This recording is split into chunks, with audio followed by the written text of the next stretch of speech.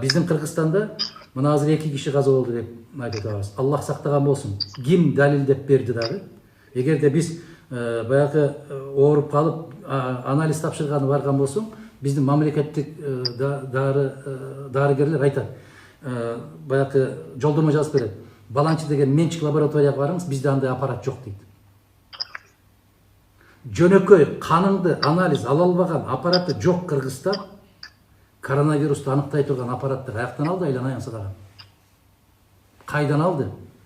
Анан жанагы Ноокат районунда 3 ужуктуруп алыптыр дейт. Коронавирус эмне? Жердигине карап тиер экен. Бир учакта келген болсо, бул Ноокаттыктар ушул жерде отурат экен, анан Сузактыктар бул жерде отурат экен деп тандап барып тийиптир. Анан ошол тажылуу вирус менен деп шектелгендердин баарын башка мамлекеттер дарыканаларга жаткырып аткан болсо, ооруканаларга, биздикилер барып чайканага жаткырып атат. Чайканада жатып, эң соңку жолу умрада жуундум эле деп кече өзбек аялы ыйлап атат. 11-мартта жуунган бойдон жуун элекмин. Же бул жерде дааратканасы жок экен, же жууна турган жери жок экен, же бизге ийне сайган киши жок, же бизди караган киши жок деп ондогон кишилер ыйлап какшап атат. Калппы? Же буларды баягы мага жооп берип аткан азаматтар көрбөй атабы? Же алардын кулагы дүлөй болуп калды ушуларды көрбөй аткан? Кеп ушулар жөнүндө болуп атат. Анан Мадумаров коронавирус жок деп айтты. Айланай, башыңарга мүйүз чыгып кеткен жок, ошо 30 жылдан бери Мадумаров касылып келет. Кезинде айтып койгон киши, чындыкты көтөрүп жүргөн киши дайым тепкиде калат. Мен Шергазы мырза эч күмөнүм жок. Аллах насип кылып ошол күнгө аман эсен жеткен болсо, көрөсүздөр, күзгө барганда ушунун баарын теңирден тескери болуп кеткенде, арсыз күлүп чыгат. Элдин баары Мадумаровтай ойлой албайт да. Мадумаров дүйнөлүк масштабтагы алып аткан маалыматтарды биз ала албайбыз да. Биздин көзүбүз жетпейт да, биздин акылыбыз жетпейт да деп кайрадан мындай күлүп чыгышат да, саңдап, арсыз болуп. Ошондуктан бул чындык эртеге кеч чыгат. Мен эч ишеним жок. Ошол Кыргызстандагы баягы тажылуу вирус менен ооруп атат деген азаматтарга ким дарттын белгисин коюшту, мен билбейм да. Орустар айтып атат, биз тест берип атабыз. Тест берсе канча тест берди? Кандай дейсиз? Эгерде ушунчалык кыйын оору боло турган болсо, кече көрдүңүз, Москвада түз эфирден Лев Лещенко ооруп калды деп 3 күн аябай ызылдашты, туурабы? Анан түз эфирге чыгара койду да, түз эфирге чыгара коюп айтты, мен эч кандай ооруган жокмун деди. Десе алып баруучу айтып атат. Мүмкүн ысытмаңыз көтөрүлгөндүр? Жок, ысытмам көтөрүлгөн жок. Анда жөтөлгөн болсоңуз керек. Жок, жөтөлгөн да жокмун. Көрүп атасызбы? Мен ооруган жокмун деп атат. Таптакыр оору жок менде. Жөнүндө барып, эмне болду эле десе, мен бир баягы кечеге барып айтып койдум эле тамашалашып дейт.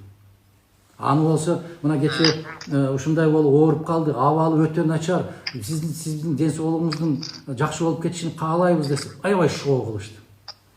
Англиянын премьер-министрин карап көрүңүздөр. Борис Джонсон кечеден бери дуулдашты. Баягындай жасалма аппаратка кошуптур, антиптир, мынтиптир. Англия айтып атат, жок, кошкон жокпуз. Ал киши өзү эле дем алып атат. Жон гана ушул тынымсыз иштеп аткан ишти менин милдетимди орун басарыма өткөрүп койдум деп айтып атса деле, жок, сен каттуу ооруп атасың, өзүңдөн кетип баратасың. Кече теледен берип атат. Дали болсо өзүнүн акылында экен дейт.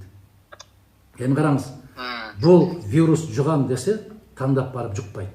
Биринчи чоң кишилерден жуккан вирус бул Канаданын премьер-министринин жубайы, туурабы? Трюдонун жубайы. Ал эмне Ош базарына келип картошка сатып алганы келип жуктуруп алды. Кайдан жуктуруп алды? Же Германиянын жетекчиси Меркель. Ал эмне Дордой базарына келип шым сатып алып жуктуруп алды. Жугат десе, бул жуга турган жерде барып жуга берет. Анын дабасы, анын ар кандай дарттын дабасыны жараткан өзү кошо берет. Бул чоң бир мындай бир оюндар. Россияны караңыздар, башка мамлекеттерди караңыздар, 100 миңдеген жарандарын ар кандай өлкөдөн чыгарып кетип атат. 100 миңдеген. Бизде мына Казакстандын деле мына жерде чек арада калып калгандарды чыгара алышпайт. Канча мурдунун суусун агызышты. Канча эзилишти. Иранда калып калган биздин баягы айдоочулардын, алыс сапардагы айдоочулардын 50 кишини чыгара албай канча азап чегишти. Ошону алып келе албай канча азап чегишти. Алып келиштин кажети жок. Алар ошол мамлекеттер менен сүйлөшүп койсо, алар өздөрү келип алат. Маселе ушунда турат. Алсыз, сабатсыз, анан кадыр баркы жок деп айтсам, да кээ бир докторлор тызылдап кетпесин, бул чындык. Силерге жагабы жакпайбы бул чындык. Мен ошол жерден Чубак ажы жооп берген экен, ошол илимдин докторуна караганда, Чубак ажынын дүйнөлүк алкактагы ой жүгүртүүсү аябай бийик экендигин көрсөттү. Мадумаров вирус жок деп айткан жок. Бул вирус бүткөндөн кийин дүйнөлүк алкакта Кыргызстандын орду кайда болот? Биз кайсы жерде калабыз? Биздин экономикабыз кандай болот? Биздин жагдайыбыз кандай болот? Мына караңыздар, тажылуу вирус келип калыптыр деп, ачкачылык бул сенин бир тууганың эмес. Кезинде буудай өндүрүүчүлөрдү жок кылдык. Сырттан келген буудайларга, ундарга баягы бажы төлөмдөрүн алып салып, 3 тегирменчинин чөнтөгүнө иштеп берди. 1,5 миллиард сомдон ашык. А бүгүн буудай өндүргөн кишилер жок. Эртең ушу тажы вирусуна деп шылтоо кылып, кээ бир мамлекеттер чек арасын жаап, сыртка ун чыгарбай, буудай чыгарбай койсо, Кыргызстандын абалы кандай болот деген маселени айтып атам мен. Түшүнүп атасызбы? Төө десең беди, бети кара көө дейт деген сөз бар кыргызда. Мен башка маселени айтып атсам, сөздүн нугун башка жакка буруп кеткен, баягы кемчонтойлорго айтып коеюн.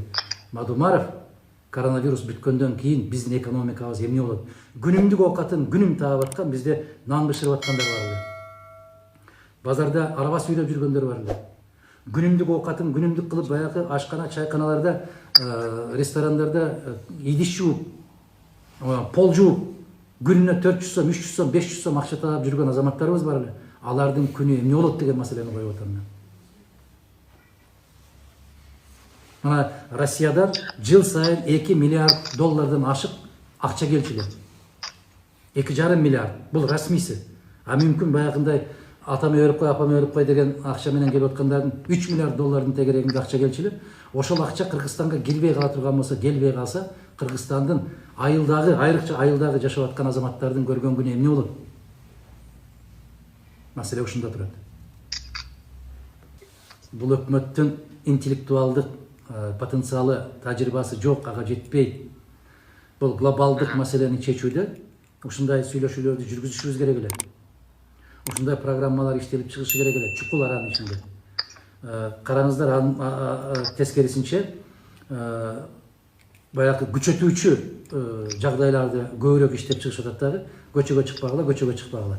А көчөгө чыкпаса, дасторконуна нанды сен салып бересиңби? Бүгүн эгер жаздык буудайды себе албай калса, сен эртең балдарына унду сен алып барып бересиңби? Кана жанагы 30дап төөлөрдү коюп, 20дап жылкыларды коюп, 10доп машиналарды коюп, улак чаптырып аткан азаматтар кайда бүгүн? Жок. Жок алар. Себеп шайлоо жок.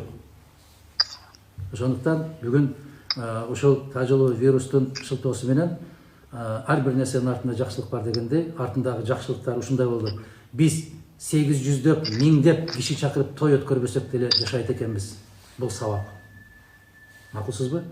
Биз түн жарымга чейин бакылдап, шакылдап, кафелерде, чайханаларда чай ичпей, үйдө чай ичсек болот экен. Бул сабак. Кыргыздын кыз келиндери анча-мынчалары казан кармаганды кайрадан үйрөнүп башташты. Бул да аябагандай каттуу сабак. Көрүнгөн жерде башыбыз менен сүзүшүп, кочкорлордой болуп, кучакташып, шалпылдашып, өбүшүп кетчилеп, бир аз эле мындай болуп, алыстан сүйлөшкөндү үйрөнүп калдык. Бул дагы аябай чоң сабак. Мунун сабактары алдыда. Ар бир нерсенин артында жакшылык бар. Иншалла, Кудай буйрса, жакшылык болуп кетет. Мына кече биз Баарат түнүн өткөрдүк. Түнү менен жараткандан жалдырап, кирпик какпай чыктык. Намаздарыбызды окудук, дуаларыбызды кылдык.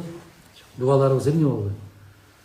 Ушул асманыбызды ачык кылса, элибизди аман койсо, жерибиз бүтүн болсо, курсагыбыз ток болсо, эч кимдин көзүн карабасак, эч кимге жалдырабасак, ыйманыбыз бекем болгон, пейилибиз түз болгон эл болсо экен деген дуаларды кылдык.